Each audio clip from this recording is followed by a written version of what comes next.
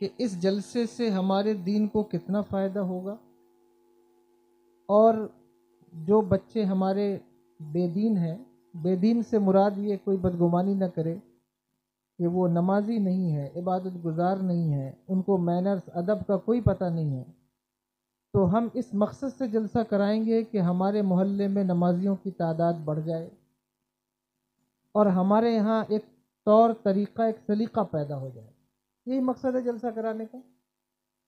آپ کو کھڑا صرف اس لیے کیا کہ 99% جو جلسے ہو رہے ہیں اس میں کمیٹیوں کو بعض اوقات خود ہی نہیں پتہ کہ ہم جلسہ کیوں کرا رہے ہیں۔ انہیں لگتا ہے کہ سید صاحب کو ہمیں بلانا ہے، فلاں شاعر صاحب کو ہمیں بلانا ہے، اور ایک مجمع اکٹھا کرنا ہے جس پر ایک امتیازی جلسہ ہو جائے۔ یہ اپنے ذہن میں کبھی مت رکھیے۔ ان کی اصلاح کرنے سے پہلے آپ کی اصلاح کرنا ضروری ہے، اس لیے میں نے آپ سے یہ بات کہی۔ اس وقت دین کی تبلیغ کا صرف ایک پلیٹ فارم ہمارے پاس موجود ہے، وہ ہے منبر رسول صلی اللہ تعالیٰ علیہ وسلم۔ اگر یہاں سے ہم دین نہیں پھیلا پائے تو پھر ہم کس اور جگہ سے دین پھیلائیں گے؟ اور دین پھیلانے کے لیے مناسب وقت کا ہونا، مناسب جگہ کا ہونا، مناسب شخصیت کا ہونا اور مناسب الفاظ کا ہونا بہت ضروری ہے۔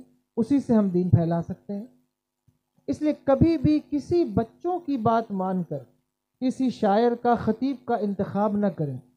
ہمیشہ یہ دیکھیں کہ اس سے ہمارے گاؤں کو فائدہ کتنا ہوگا، اور اس سے ہمارا جو پیسہ ہم لگا رہے ہیں اس سے ہماری عورتوں کو، بہنوں کو کیا ملے گا، اس کا خیال کر کے جلسہ منعقد کیجیے۔ اس کا نتیجہ اگر آپ دیکھنا چاہیں گے، اگر آپ سال میں 10 جلسے کراتے ہیں، 2 کرائیے، لیکن اس کا رزلٹ آپ کو 2 سال 3 سال کے اندر نظر آنے لگ جائے گا۔ بس اتنی بات مجھے آپ سے کرنا تھا۔ آپ بیٹھ جائیں اطمینان سے، میں تھوڑی دیر گفتگو کرتا ہوں۔ یہ جشن معراج النبی صلی اللہ تعالیٰ علیہ وآلہ وسلم کی محفل ہے۔ آپ میں سے کتنے لوگ جانتے ہیں کہ معراج کا مطلب کیا ہے؟ جو لوگ ابھی نذرانے وغیرہ دے رہے تھے ان میں سے کوئی بتائے کہ معراج کسے کہتے ہیں؟ کوئی بتائے گا آپ میں سے کوئی؟ معراج النبی کیا ہے؟ یہ کیا ہوتا ہے آج کی شب میں، یا کیا ہوا ہے جس کو آپ سیلیبریٹ کر رہے ہیں؟ معلوم ہے آپ کو یہ معراج کسے کہتے ہیں؟ معراج کی شب کیا ہوا؟ اچھا، تاریخ کیا ہے معراج کی معلوم ہے؟ آپ میں سے کسی کو معلوم ہے؟ میں آپ کو رسوا نہیں کرنا چاہتا، میں صرف چیک کر رہا ہوں کہ آپ جلسہ کرا رہے ہیں، جلسہ سنتے ہیں، تو آپ کو جانکاری کیا ہے اس کے تعلق سے؟ نہیں معلوم ہے؟ 28 تاریخ 27 رجب المرجب کی یہ جو 27ویں شب ہے، اس 27ویں شب میں اللہ تبارک و تعالیٰ نے اپنے محبوب اور ہمارے نبی، امام الانبیاء، خاتم النبیین، رحمت للعالمین، جناب احمد مجتبیٰ محمد مصطفیٰ صلی اللہ تعالیٰ علیہ وآلہ وسلم کو معراج کرائی۔ معراج کی 3 کیٹیگری ہے، اس کو یاد رکھیے گا، یاد رکھیں گے انشاءاللہ۔ جو پہلی کیٹیگری ہے معراج کی وہ کیا ہے؟ مسجد حرام سے مسجد اقصیٰ۔ مسجد اقصیٰ کہاں ہے؟ فلسطین میں ہے۔ مسجد اقصیٰ میں حضور مسجد الحرام سے تشریف لے گئے، اور پھر وہاں سے آسمانی دنیا کا سفر ہے۔ یہ جو مسجد حرام سے مسجد اقصیٰ تک کا ذکر ہے یہ قرآن میں موجود ہے، ٹھیک ہے؟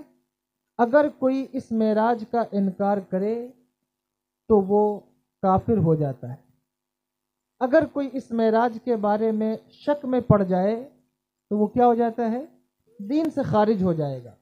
اس کو ماننا ہوگا، یہ قطعی ہے کہ معراج مصطفیٰ صلی اللہ تعالیٰ علیہ وآلہ وسلم مسجد حرام سے مسجد اقصیٰ، پھر مسجد اقصیٰ سے جو آسمانی سفر ہے، یہ صحیح احادیث سے اور حدیث مشہور سے ثابت ہے، لہذا اس کا بھی اقرار کرنا ہوگا۔ اور پھر وہ سفر جو سدرۃ المنتہا سے آگے ہے، اور میرے آقا سرور دو عالم صلی اللہ تعالیٰ علیہ وآلہ وسلم نے اپنے ماتھے کی آنکھوں سے اللہ کا دیدار فرمایا، یہ فضائل کے باب میں ہے۔ اس کو بھی نہ ماننے والا ہمارے نزدیک جو ہے وہ اس کی ایک کیٹیگری طے ہو جاتی ہے۔ لیکن بہرحال میں یہاں کوئی فقہی مسئلہ نہیں چھیڑنا چاہتا، لیکن میں نے یہ 3 درجے آپ کو بتا دیے تاکہ آپ اس بات کو سمجھ سکیں۔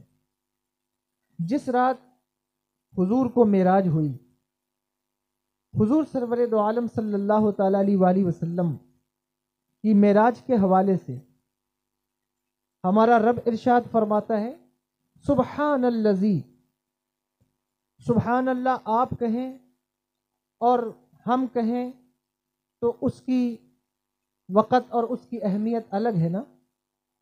کوئی ہماری تعریف کرے یا سبحان اللہ کہے تو کوئی بیوقوف سبحان اللہ کہے، کوئی کم عقل سبحان اللہ کہے، جسے دین کا کوئی پتہ نہیں ہے، اس کے کہنے کا کوئی فائدہ نہیں ہے آپ کے لیے۔ یعنی تعریف، اس میں تعریف بیان کی جا رہی ہے نا۔ اگر آپ سمجھتے ہیں کہ چند بیوقوف جمع ہو کر کے کسی کی تعریف کر دیں اور وہ پھول جائے کہ صاحب میری تو بہت لوگ تعریف کرتے ہیں، تو وہ بھی دراصل بیوقوف ہے۔ ارسطو کا نام سنا ہے نہیں سنا ہے؟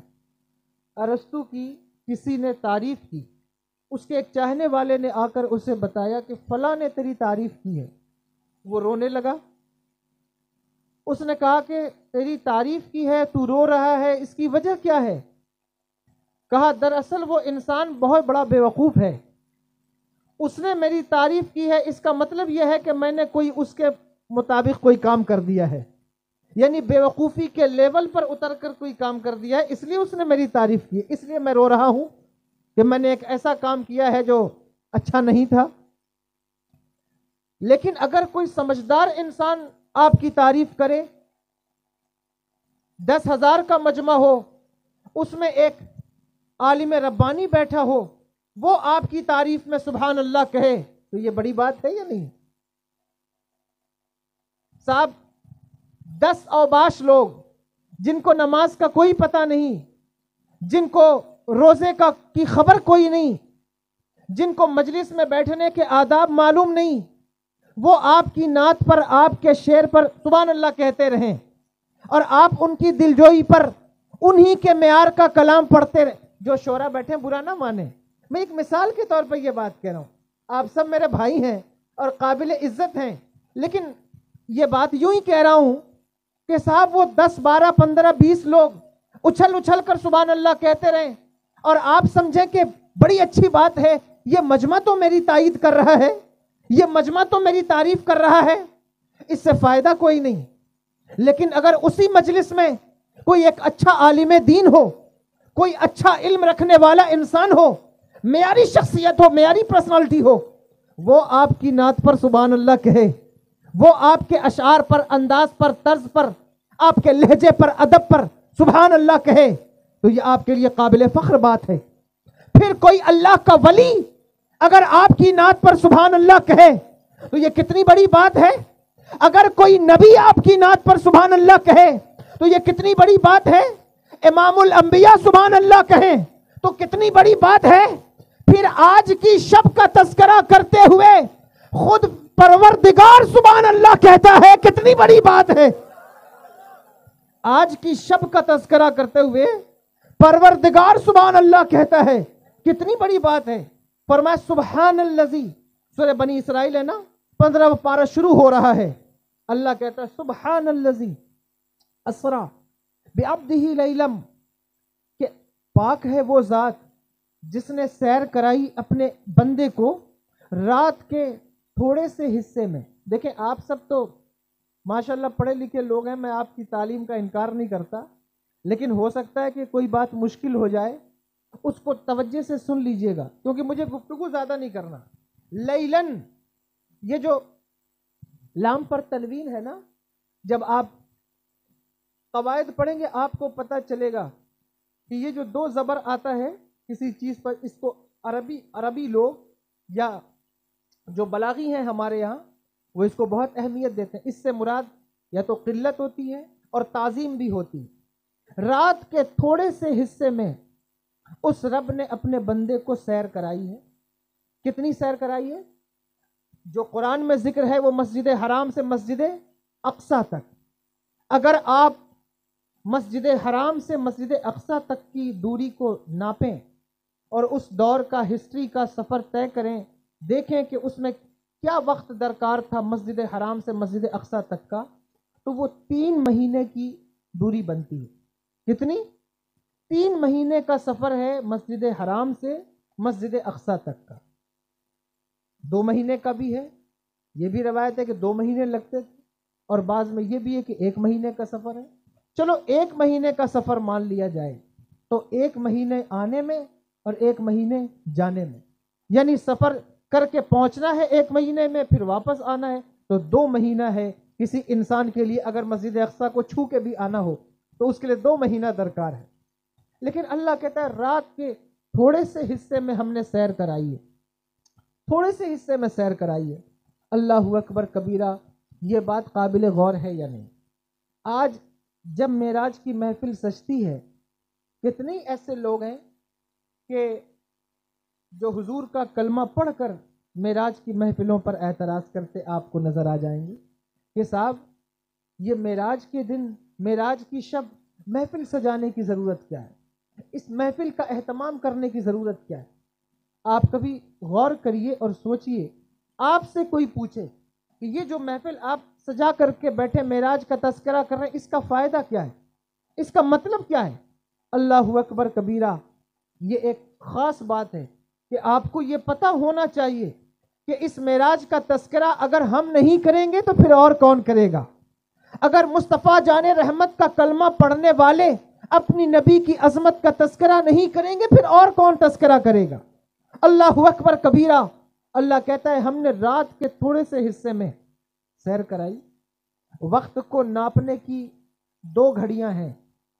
کون کون سی؟ ایک کا نام ہے سورج، ایک کا نام ہے چاند.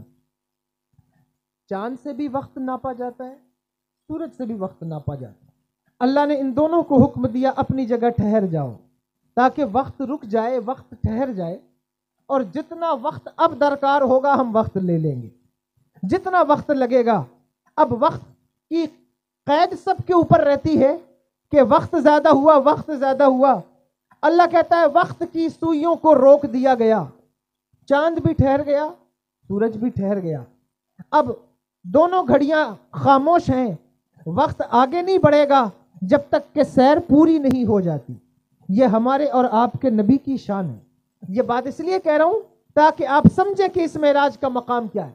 لوگ کہتے ہیں معراج نہیں ہوئی، یا ہوئی تو یہاں تک ہوئی، وہاں تک ہوئی، کہاں تک ہوئی؟ اور کتنے ہی ایسے لوگ آپ کو ملیں گے جو مسجد حرام سے مسجد اقصیٰ تک تو ماننا مجبوری ہے، اس لیے کہ اب قرآن میں آ گیا ہے تو اس لیے مجبوری ہے، وہ مرے دل سے اس کو تسلیم تو ان کو کرنا پڑے گا. لیکن پلیٹ فارم ہے بڑے بڑے سوشل میڈیا کے، وہ اس پر بیٹھ کر آج آپ دیکھیں گے کہ جیسے ہی معراج کی شب قریب آئے گی وہ شروع ہو جائیں گے کہ اس سے آگے معراج کا کوئی تصور نہیں، اس سے آگے معراج کا کوئی کانسیپٹ نہیں. اور ان سے کہو تو وہ کہتے ہیں آپ کے پاس دلیل کیا ہے، حوالہ کیا ہے؟ اگر آپ ذہن کو تھوڑا سا بھی قریب کریں تو میں آپ کو 1-2 حوالے دے دوں تاکہ آپ کے ایمان میں اور عقیدے میں پختگی آ جائے. اگر کوئی آپ سے پوچھے اس سے کہنا کہ میرے آقا کو 1 معراج نہیں ہوئی، اگر 34 معراجیں ثابت ہو جائیں تو پھر کیا کرو گے؟ اور اگر ہر شب مصطفیٰ کی معراج ثابت ہو جائے پھر اس کے بارے میں کیا کہو گے؟ تو بچوں میں یہ شوق ہو گیا ہے کہ جب آپ ان سے بات کریں وہ کہتے ہیں کہ ہمیں بخاری سے حدیث لائیے، بخاری سے دلیل دی. اچھا جتنے نوجوان ہیں، بات ریکارڈ بھی ہو رہی، ان سے بھی کہتا ہوں کہ یہ بتاؤ ٹھیک ہے بخاری سے حدیث لانے کا تمہیں شوق ہے کہ بخاری ہی سے حدیث لائی جائے، یہ بڑا ذوق ہے، بڑا ٹرینڈ ہے لوگوں میں. عام بندوں سے بھی بات کیجئے، وہ کہے گا یہ حدیث آپ بخاری میں دکھائیے. تو حضرت امام بخاری کا پیریڈ چیک کرو کہ ان کی پیدائش کب ہوئی ہے، اور وہ آئے ہیں جو ہے وہ 256 ان کا سن وفات ہے میرا خیال ہے. تو آپ سمجھتے ہیں کہ اس وقت تک دین نامکمل تھا؟ جب تک امام بخاری نہیں پیدا ہوئے اس سے پہلے جتنے لوگ تھے وہ دین پر عامل نہیں تھے. اور اگر امام بخاری کی حدیث کو ماننا آپ اس کو ایتھنٹک سمجھتے ہیں تو پھر ان کے اساتذہ کی حدیث کو ماننا بھی تو آپ کے اوپر لازم ہوگا کہ بھائی کیا وجہ ہے کہ امام بخاری کی حدیث مضبوط ہے لیکن حضرت یعنی کہ مصنف عبد الرزاق کی حدیث آپ اس کو معتبر نہیں مانتے, اس کی وجہ کیا ہے؟ اس لیے یہ اپنے ذہن سے نکال دو کہ صرف بخاری میں جو حدیث ہے اسی کو مانا جائے گا, اس کے علاوہ جو حدیث اس کو نہیں مانا جائے گا. لیکن سر دست میں بخاری ہی کی حدیث پیش کرتا ہوں کہ ہر شب اگر حضور کی معراج ثابت ہو جائے تو پھر تو انکار کی کوئی وجہ نہیں بنے گی. آؤ میرے آقا سرور دو عالم صلی اللہ تعالی علیہ وسلم کا ارشاد سنو, بس یہ ایک حدیث سے پاک. امام بخاری نے باب قائم کیا ہے, باب ہے صوم تطوع, صوم وصال کا باب. حضور نے روزہ رکھا, روزہ کیسا روزہ؟ دن کو بھی روزہ, رات کو بھی روزہ. توجہ ہے یا نہیں؟ سن رہے ہو بات یا نہیں سن رہے؟ اچھا وہ جو چچا لوگ بیٹھے ہیں وہ سن رہے ہیں یا نہیں سن رہے؟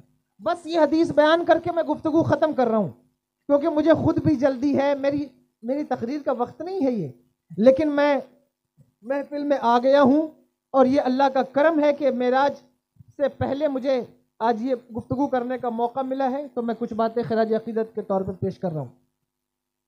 باب ہے صوم وصال کا کہ حضور نے روزہ رکھا, دن کا بھی روزہ, رات کا بھی روزہ, شام کا بھی روزہ, صبح کا بھی روزہ, لگاتار روزہ. جب صحابہ نے دیکھا کہ میرے آقا روزہ رکھتے ہیں, دن میں بھی روزہ, رات میں بھی روزہ, شام کو بھی روزہ ہے, مستقل روزہ ہے, تو صحابہ نے بھی حضور کی پیروی میں روزہ رکھنا شروع کیا اور اسی طرح روزہ رکھا جس طرح میرے آقا روزہ رکھنے لگے. لیکن 2-3 دن کے بعد حضور نے دیکھا کہ صحابہ کی باڈیاں خشک پڑنے لگیں, کمزوری کے آثار ان کے بدن پر ظاہر ہونے لگے اور نقاہت کے آثار دکھنے لگے. تو میرے آقا نے پوچھا, اے میرے صحابہ کیا وجہ ہے کہ میں دیکھتا ہوں کہ تمہاری باڈیاں کمزور ہو رہی ہیں, تمہارا بدن کمزور ہو رہا ہے, وجہ کیا ہے؟ انہوں نے کہا یا رسول اللہ صلی اللہ علیہ وسلم, ہم نے آپ کو روزہ رکھتے دیکھا کہ جس طرح آپ دن میں بھی روزہ رکھتے, رات میں بھی روزہ رکھتے ہیں, تو ہم نے بھی وہی روزہ رکھنا شروع کر دیا ہے, ہم بھی ویسے ہی روزہ رکھنے لگے ہیں. اللہ اکبر کبیرہ. توجہ ہے, آقا نے ارشاد فرمایا, یہ کیا ہے؟ باب صوم وصال کا ہے, بخاری شریف کی حدیث ہے. میرے آقا نے ارشاد فرمایا, اے صحابہ ایکم مثلی, تم میں میری طرح کون ہے؟ یہ جو تم میری طرح روزہ رکھنے لگے ہو, تم میں میری طرح کون ہے؟ میری مثال رکھنے والا کون ہے؟ یہاں اہل علم بیٹھے ہیں, یہ استفہام انکاری ہے. استفہام انکاری اس کو کہتے ہیں جس میں الفاظ پازیٹیو ہوں اور اس کا جو معنی ہے وہ نیگیٹو ہوتا ہے, یعنی الفاظ مثبت ہوں لیکن معنی منفی ہوتا ہے. مثلا مثال کے طور پہ سمجھانے کے لیے کہتا ہوں کہ آپ اپنے گھر میں جائیں اور آپ کا بچہ دوڑتے ہوئے آپ کے پاس آئے روتے ہوئے, آپ اس سے کہیں کیوں روتا ہے؟ وہ کہے کہ ماں نے مارا ہے. ادھر سے آپ کی بیوی دوڑ کر آئے اور بچے کا کالر پکڑ کر کہے میں نے تجھے مارا ہے. اس سے آپ کیا مطلب لیں گے؟ اس سے مطلب کیا سمجھیں گے آپ؟ کہ بیوی ظاہر کرنا چاہتی ہے کہ میں نے نہیں مارا ہے, لیکن الفاظ کیا ہیں کہ میں نے تجھے مارا ہے, اس کا مطلب یہ ہے کہ میں نے تجھے نہیں مارا ہے. یہی تو استفہام انکاری ہے. آقا کہتے ایکم مثلی, تم میں میری طرح کون ہے؟ اس کا مطلب یہ تم میں میری طرح کوئی نہیں ہے. اور جس وقت حضور فرما رہے ہیں اس وقت سامنے صدیق اکبر بیٹھے ہوئے ہیں, سامنے علی المرتضیٰ بیٹھے ہوئے ہیں, سامنے عمر ابن خطاب بیٹھے ہوئے ہیں. حضور فرماتے صدیق اکبر تم میں میری طرح کوئی نہیں, اے علی تم میں میری طرح کوئی نہیں. میری مثال کہاں سے پیش کر سکتے ہو؟ میرا جواب کہاں سے پیش کر سکتے ہو؟ اللہ اکبر کبیرہ. یہ کتنی قابل توجہ بات ہے. حضور فرماتے تم میں میری طرح کون؟ اچھا بتاؤ, دل پر ہاتھ رکھ کر بتاؤ, صحابی کی تعریف کیا ہے؟ صحابہ کسے کہتے ہیں؟ آپ بتائیے, صحابی کس کو کہتے ہیں؟ آسان کرتا ہوں, صحابی کی تعریف کیا؟ کہ منظار النبی صلی اللہ تعالی علیہ وسلم فی حیاتہ مال ایمان و ماتا علیہ, کہ جس نے حضور کو ایمان کی حالت میں دیکھا اور اسی حالت میں دنیا سے گیا، اپنے ماتھے کیا کو، وہی صحابی ہے۔ یہ سارے علماء بیٹھے ہیں، ان سے پوچھ لو، اور اگر مسلک بریلویت پر جو ہے وہ تمہیں شک پیدا ہو گیا ہو تو کسی دوسرے مسلک والوں سے پوچھو کہ بتاؤ اللہ اکبر حضور کے زمانے کے بعد پیدا ہونے والا صحابی کی طرح ہو سکتا ہے؟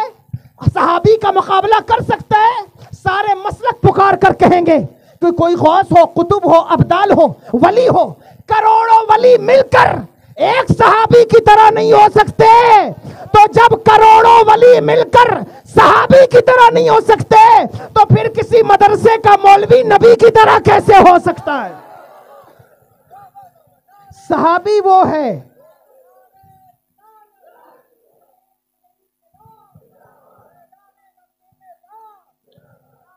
دیکھو یہ عقیدے کی بات ہے، بس بہت شکریہ، بیٹھ جائیں۔ صحابی کی طرح کوئی غوث نہیں ہو سکتا، کوئی ولی نہیں ہو سکتا۔ اللہ اکبر کبیرہ۔ تو صحابی صحابی ہے کیوں؟ کا وجہ یہ ہے کہ اس نے حضور کو ماتھے کی آنکھوں سے ایمان کی حالت میں دیکھ لیا ہے، یہی تو اس کا جو ہے وہ اس کی وجہ شرف ہے، اس نے حضور کو دیکھا ہے۔ اللہ اکبر کبیرہ۔ اب کوئی صحابی کی طرح نہیں ہو سکتا تو نبی کی طرح کیسے ہو سکتا ہے؟ فرمایا ایکم مثلی، تم میں کون میری طرح ہے؟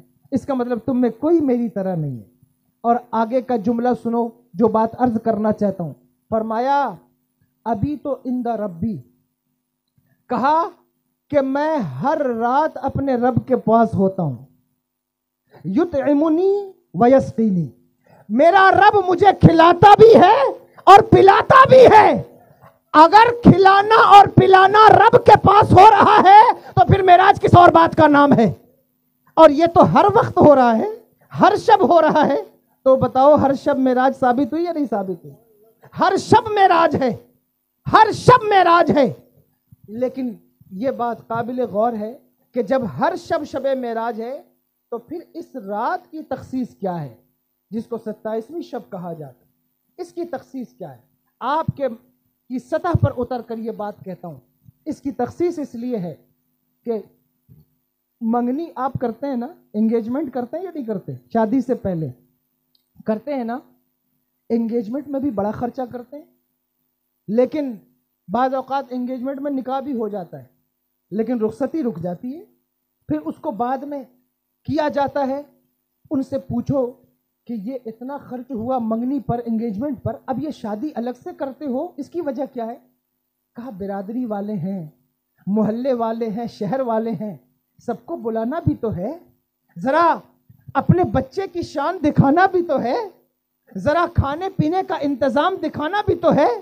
پھر اگر آپ کسی بڑے عہدے پر فائز ہیں تو آپ چاہتے ہیں کہ شہر کے سارے رؤسا، شہر کے بڑے بڑے معززین شہر آپ کی شادی میں، آپ کے بچے کی شادی میں شرکت کریں۔ کہا وجہ کیوں؟ کیا وجہ ہے؟ کہا وجہ یہ ہے کہ میرے بچے کی یادگار ہے، اس کو یہ دن یاد رہے کہ میرے شادی پر میرے ابا نے اتنا خرچ کیا تھا اور اتنے لوگوں کو بلایا اور پھر ویٹ ظاہر کیا کہ دیکھو ہمارے حلقے جاننے والوں میں، حلقوں میں کتنے بڑے بڑے لوگ شامل ہیں۔ اللہ اکبر کبیرہ۔ میرا رب کہتا ہے محبوب تیری ہر رات میری قربت میں گزر رہی ہے، لیکن ایک رات ایسی ہوگی جس میں تیری برادری والوں کو بھی بلائیں گے۔ کہا برادری والے کون ہیں؟ کہا محبوب یہ ابو جہل ابو لہب تیری برادری کے نہیں، تیری برادری کے لوگ تو انبیاء ہیں، تیری برادری کے حلقے تو جبریل امین کے لوگ ہیں، تیری برادری تیری آشنائی کے لوگ تو حور و خلما ہیں، جنت کی حوریں ہیں۔ اللہ اکبر کبیرہ۔ دروغے جہنم بھی ہے، دروغے جنت بھی ہیں، ان کو بھی بلائیں گے اور بلا کر دکھائیں گے کہ دیکھو یہ میرے محبوب کی شان ہے، اور سارے انبیاء کو مسجد اقصی میں جمع کریں گے اور جمع کر کے ان سے تیری امامت، تجھے امامت کا حق دیں گے اور پھر بتائیں گے کہ یہ وہ میرا محبوب ہے جس کا اعلان تم کرتے رہے ہو۔ یہ ایک لمبا عنوان ہے، میں نے اس کو اجمالاً ذکر کر دیا کہ معراج کا مقصد کیا ہے۔ جس وقت حضور کو اللہ تبارک و تعالیٰ نے معراج میں بلایا، حضرت جبریل امین کو بھیجا کہ جبریل جاؤ اور 70,000 ملائکہ کو لے کر جاؤ۔ حضور اعلیٰ حضرت فاضل بریلوی رحمۃ اللہ تعالیٰ علیہ کے چھوٹے بھائی استاد زمن نے لکھا ہے اس معراج کے واقعے کو، جو کہ آج وقت نہیں ہے اس وقت بھی زیادہ ہوا ہے کہ آپ کبھی کسی عالم سے سنیں کہ معراج کا جو واقعہ ہے وہ کیا واقعہ ہے. خدا کی قسم اگر آپ معراج پر کے عنوان پر آپ کو اللہ شرف عطا فرمائے، توفیق عطا فرمائے کہ آپ اچھل کود سے باز رہ کر کسی اچھے عالم دین سے، میں تو بہت چھوٹا طالب علم ہوں، اگر آپ معراج کے عنوان پر گفتگو سن لیں، میں ذمہ داری سے کہتا ہوں آپ کے زندگی کے، عقیدے کے، ایمان کے کتنے ہی عقدے اس معراج میں حل ہو جائیں گے، اور آپ کو سمجھ میں آئے گا کہ آپ جس مسلک پر زندگی گزار رہے ہیں، خدا کی قسم جب تک دنیا میں اسلام کی کوئی ایک بھی علامت باقی ہے، ہمارا یہ مسلک جسے مسلک اہل سنت والجماعت کہا جاتا ہے، جسے اس دور میں مسلک اعلیٰ حضرت کہا جاتا ہے، خدا کی قسم یہ اپنی حقانیت کے ساتھ زندہ رہے گا. اس لیے کہ یہ مسلک ہی ایسا خوبصورت مسلک ہے. اگر آپ سن لیں معراج پر کہ جو واقعات ہیں اور جو اللہ اکبر کبیرہ دلائل ہیں، تو آپ سمجھیں گے کہ یہ کتنی اہم چیز ہے، اور اس کی برکات بھی اللہ عطا فرماتا ہے، اس کی برکتیں بھی اللہ تبارک و تعالیٰ عطا فرماتا ہے. اس لیے اس کا اہتمام کیجیے، اور صحیح وقت کے اندر. ضروری نہیں کہ آپ کا جلسہ فجر تک چلے، 3 بجے تک چلے. دور بدل رہا ہے اور ہر انسان کی ضرورتیں ہیں. آپ کو چاہیے کہ آپ اپنے جلسوں کا اہتمام اس انداز سے کریں کہ لوگوں میں سننے کی تڑپ باقی ہو اور جلسے ختم ہو جائیں. یہ نہیں ہونا چاہیے کہ لوگ اکتاہٹ کا شکار ہو جائیں اور خطیب صاحب گفتگو جاری رکھیں. ایسا نہیں ہونا چاہیے.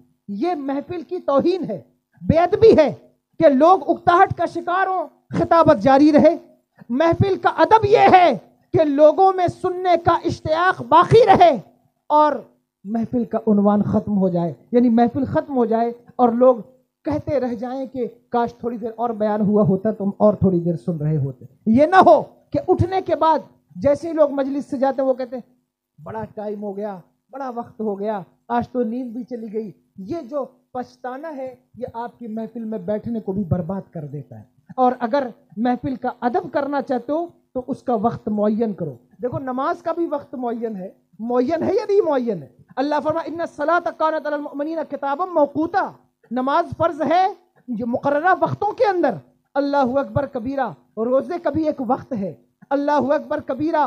زکوٰۃ کا بھی ایک وقت معین ہے کہ سال گزرے گا تو زکوٰۃ آئے گی. لیکن آپ کیوں اپنا کام بے وقت کر رہے ہیں؟ آپ کیوں ایسا کام کر رہے ہیں کہ جس وقت کے اندر آپ اپنی بات لوگوں تک پہنچا نہ سکیں، لوگ آپ کی بات سننے کے لیے تیار نہ ہو؟ یہ کتنے بڑے المیہ کی بات. اس لیے اپنی زندگی کو، اپنی تقریب کو، محفل کو جو ہے وہ بہت آپ سمیٹیے اور اس کا طریقہ کار درست کیجیے تاکہ آپ صحیح طور پر محفل منعقد کر سکیں. عقیدے کا مسئلہ بہت بڑا مسئلہ ہے، آپ کو اسے سمجھنا چاہیے، آپ کو اس پر غور کرنا چاہیے کہ حضور کیسے تشریف لے گئے. یہ بھی بڑا مسئلہ ہے. لوگ کہتے ہیں کہ حضور کیسے تشریف لے گئے، آسمان میں دروازہ نہیں ہے، یا دروازہ ہے تو کیسے خرط و التیام کی بحث چلتی رہی ہے نا، مناظرے ہوتے رہے ہیں اس پر کہ آسمان میں دروازہ ہے یا نہیں. اللہ اکبر کبیرہ. یہ وہ چیزیں ہیں جنہیں آپ کو بیٹھ کر سننا چاہیے. خاص طور پر جو ہمارے نوجوان ہیں ان کو چاہیے کہ وہ ان مسائل پر بیٹھ کر علماء سے سن لیں، ورنہ یہی وہ لوگ ہیں جو آج آپ کو ناشریف پر نذرانہ تو پیش کر رہے ہیں، لیکن خدا نہ خواستہ کل کسی بدعقیدہ سے ملاقات ہو جائے تو وہ اسے یوں چٹکی بجا کر ان کے ایمان کی دیوار کو گرا ڈالتا ہے. کسی بدعقیدہ سے ملاقات ہو جائے، کسی سوشل میڈیا پر کسی انجان جو ہے وہ بیہودہ انسان کو فالو کر لیں، وہ آپ کے عقیدے کی دیوار توڑ ڈالتا ہے. اس لیے اپنے عقیدے کی حفاظت کے لیے اپنے علماء کو سنیے، اپنے علماء کی قدر کیجیے، ان کی محفل میں، مجلس میں، تقریر میں ان کی واعظ و نصیحت کو اہمیت دیجیے، اور اس میں بیٹھ کر سننے کی کوئی ضروری نہیں کہ سید صاحب آئیں گے تو ہم گفتگو سنیں گے. نہیں، جو مسجد کا امام ہے اگر قرآن اور حدیث کے مطابق گفتگو کرتا ہے، جمعہ میں اس کی گفتگو سنو. خدا کی قسم اس سے تمہاری زندگی میں انقلاب پیدا ہوگا. سننے کی عادت ڈالو اور اچھلنے کودنے سے پرہیز کرو. اپنی محفلوں کو سویلائزڈ بناؤ، مہذب بناؤ. طریقہ کار آپ کا صحیح ہونا چاہیے تاکہ دور سے دیکھ کر پتہ چلے کہ ہاں یہ اللہ اکبر کبیرہ مصطفیٰ جان رحمت کے عاشق لوگ بیٹھے ہوئے ہیں جو حضور کی بات سننے آئے ہیں، حضور کی محفل میں آئے ہیں، حضور کا تذکرہ سننے آئے ہیں، عقیدے اور ایمان کی اصلاح کرنا چاہتے ہیں. یہ آپ کا طرز زندگی اور آپ کا طرز جو ہے وہ معاشرت ہونا چاہیے. اس سے پتہ چلتا ہے کہ آپ کتنے مہذب ہیں اور کتنے غیر مہذب ہیں. یاد رکھیں گے ان باتوں کو انشاءاللہ تبارک و تعالی. یاد رکھیے ان باتوں کو اور اپنی اصلاح پر ہمیشہ کوشش کیجیے. اللہ اکبر کبیرہ. وقت زیادہ ہوا ہے، 2:30 بج رہے ہیں اور مجھے میں تو شکایت نہیں کرتا اسٹیج پہ کہ مجھے کہاں جانا ہے، کیا سفر کرنا ہے، لیکن بہرحال ہر انسان کی زندگی میں بہت سے لوازمات ہیں، اس کی اپنی مصروفیات ہیں، اور مجھے بھی کیونکہ اس کے بعد سفر لمبا کرنا ہے، اس لیے میں زیادہ گفتگو نہیں کر سکوں گا، وقت کافی ہوا ہے۔ میں 12 بجے سے پہلے آپ کے علاقے میں آ گیا تھا، لیکن میرا خیال ہے کہ یعنی کہ 2 بجے میں تقریر کرنے بیٹھا ہوں، اب وقت کافی ہو گیا ہے۔ میں بہت معذرت چاہتا ہوں، تقریر نہیں ہو سکی ہے، میں ساری کمیٹی والوں سے، آپ سب سے معذرت چاہتا ہوں، معاف فرمائیے گا، لیکن جو ہے وہ غلطی صرف میری نہیں ہے، اس کا بھی آپ خیال کیجیے کہ اگر آپ نے وقت سے بیٹھا ہوتا میں وقت سے گفتگو کرتا۔ استغفر اللہ ربی من کل ذنب واتوب الیہ، اشہد ان لا الہ الا اللہ واشہد ان محمد عبدہ ورسولہ وما علینا الا البلاغ۔ السلام۔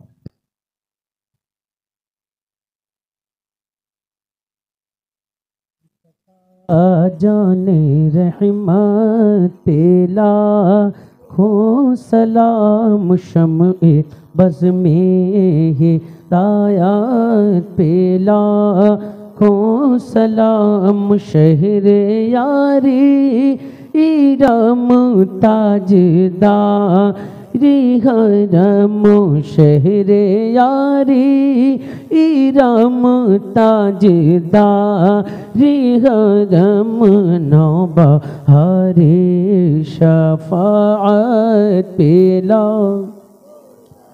جس سہانی گھڑی چمکا طیبہ کا چاند، جس سہانی گھڑی چمکا طیبہ کا چاند، اس دل افروز ساعت پیلا کاش محشر میں جب ان کی آمد ہو، ارے کاش محشر میں جب ان کی آمد ہو، ارے بھیج سب ان کی شوکت پیلا کھو سلام بھیج سب ان کی شوکت پیلا مجھ سے خدمت کے قدسی کہے ہاں رضا، مجھ سے